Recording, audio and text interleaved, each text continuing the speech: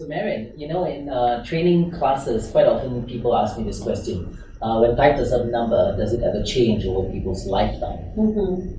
All right, so far we found that their type doesn't change. Again, they would have found out their type either through a profiling tool, or they might have had an interview process where the trainer or the coach might have typed them.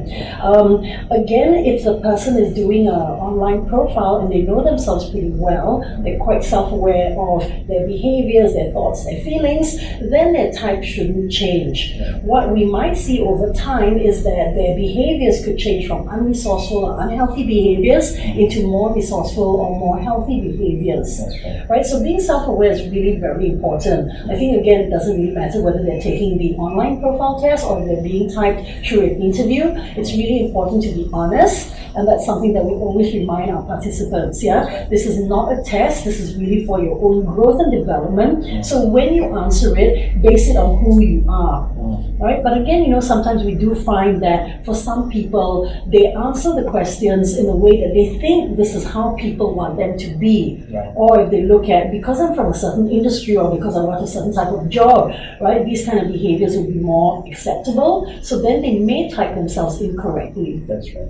Also, have you ever heard of SEEs? SEEs are basically called significant emotional experiences. And we have negative SEEs and we have positive SEEs. So a typical example of a positive SEE would be like, for example, getting married, right? And especially if you get married to the right person or if you get married to the wrong person. But let's talk about the right person. Like you married someone whom you love and everything was hunky-dory and great. I think the sense of well-being, the happiness and the joy during that period makes you look at life quite differently, with a lot of optimism and happiness. So the way you answer the questions could be quite different, right? That's right. Then on the flip side, you've got the negative SEEs, and of course, if we look at the same line of argument, if someone goes through a divorce, and especially if it's a nasty divorce, then the way they look at life, it's also one which is very negative. Trust levels are lost, or trust levels go down majorly, and the way they look at themselves also starts to change. So it's not like their core changes or their core type does not change, but the way they look at their circumstances starts to shift during that period. And they don't look at themselves the way they normally look at themselves, and so hence their perceptions also start to change. Exactly.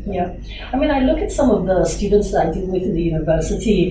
Their types tend to change again, maybe because of their age. They're not so self-aware. Also, they're at this point where they really want to impress people, so they want to bring out behaviors that may not naturally be them, right? And not to talk so much about age also, but if I think about for myself, there was a certain time that when I was first introduced to the Enneagram, that I too was struggling between two different types, all right? And I think it's not so much that I didn't know myself, it's just that there were certain behaviors that were learned behaviors and certain behaviors that were true to my core. But it took me time to really go through the Enneagram, as well as to do some self-reflection, do some exercises, have a coach to discuss with, and then find out more about who I really am. Right? So I think one of the misconceptions with the Enneagram is when people tend to think that within a certain period of time, I must know my type, right? That if I've just gone for a 1-day course or a 2-day course, I must know my type, right? So we want to really remind people that this is a development process. Take your time to discover yourself, right? There's no right or wrong type. Right. And it may not happen within the first program, and we're not saying you have to go for multiple programs, but I think you're open to the fact that Enneagram requires developmental work, right? And with the developmental work, you start to see your core emerge through awareness, through introspection, through inner work. You start to see your type emerge. And again, don't be stuck to the fact, I have to know my type as soon as possible, otherwise I'll feel lost. No, I think it's a journey, it's a process.